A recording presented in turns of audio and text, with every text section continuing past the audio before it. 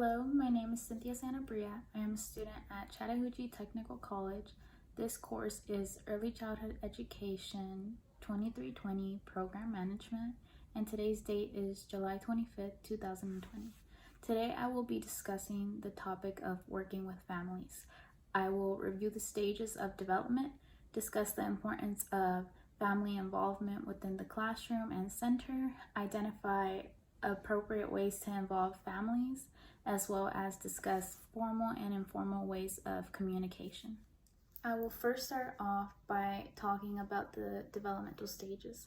So in the early childhood years, these years are between birth to age 12, beginning with infants, which is 0 to 1 year old. During this time, infants are supposed to be meeting different milestones that will support their cognitive, physical, emotional, and social skills. And during this time, some of the first signs that you will start to notice that are them meeting certain milestones would be their first steps, their first smiles, their first waving hi and bye, their first words such as mama and dada, or pointing at different objects as well. Next, moving into the toddler ages, which is 2 to 3 years of age. During this time, the toddler will become more independent, become more aware of his or her surroundings, become more aware of themselves. They will start to point out colors, numbers, identify objects. They will also become more curious and start to learn how to problem solve.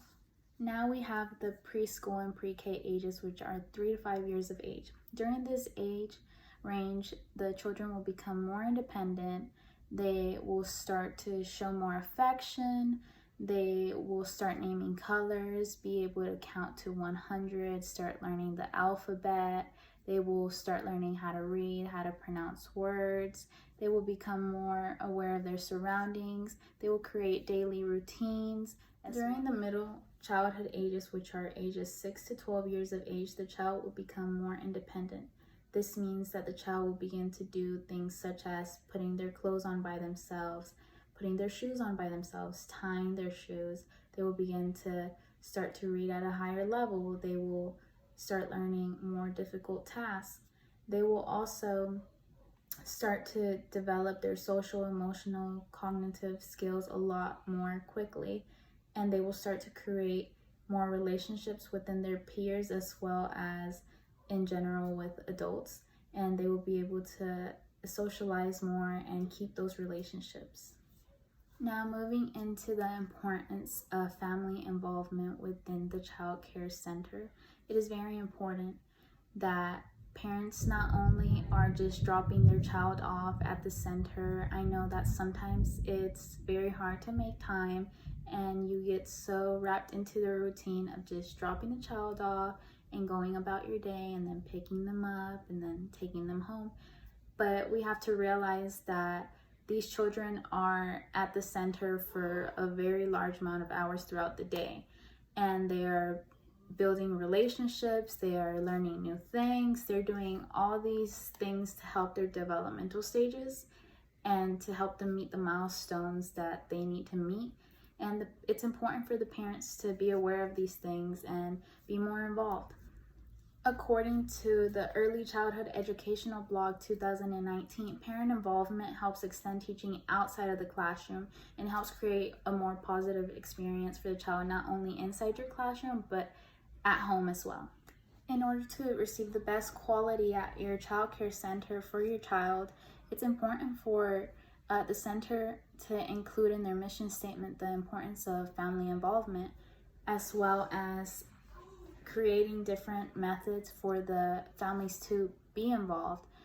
Some of these ways would be to have sign-up sheets where the parents can come in and volunteer, maybe help read to the class, even help with activities, or maybe the parent could even come up with an activity, discuss it with the teacher, and then they plan something out and act accordingly to that to help them be engaged in the classroom. And the more that the children see that you as a parent are involved and you're interested in what they're doing, they're going to perform better.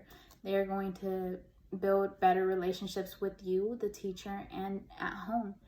There is also workshops that can be attended. I know some schools offer it where the parent can come in and learn what the child is doing in the classroom.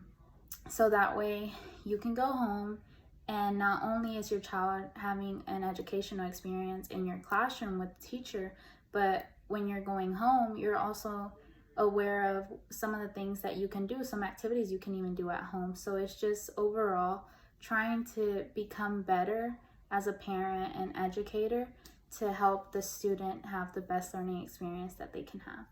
Another thing that is very important to include within family involvement is to make sure that you are always aware that not everybody speaks one language. There are many languages that some of these families speak, and sometimes maybe that may be an issue why they aren't as involved as we'd like them to be. So including those people as well is important. So having translators or just translating papers in general, like your newsletters, when you're sending them home, make sure they're translated. Your family boards, make sure it's in English and in Spanish. As stated before, having newsletters or sign-up sheets are good ways of positive communication with your families in your classroom. You can also, I know some schools have apps where they communicate with the family, send reminders, or there's such thing as Remind 101, where you can set up a text message account and you can receive messages and send out messages for reminders. So just constant positive communication, formal communication is a great way to maintain those relationships with the families in your classroom. In addition, the Early Childhood Educational Blog 2019 states that it is essential for parents to support the learning that happens in the preschool settings as well as at home. Parents who are more in tune with what's happening in their child's preschool classroom or at the child care facility establish a better connection between what is being learned at school and what takes place at home. This connection is key because it is a component of the child's development and in order to support further learning for them. It is also important to always take into consideration what the parent has to say in their opinion. It's important to ask what they would like to see being done in the classroom, if they have any suggestions, what they would like to see their child learning, or for them to ask more questions about what their child already is. These are all great strategies to help build that connection between the parent and the teacher, to build a better communication cycle, as well as create a better experience for the child and their learning experience.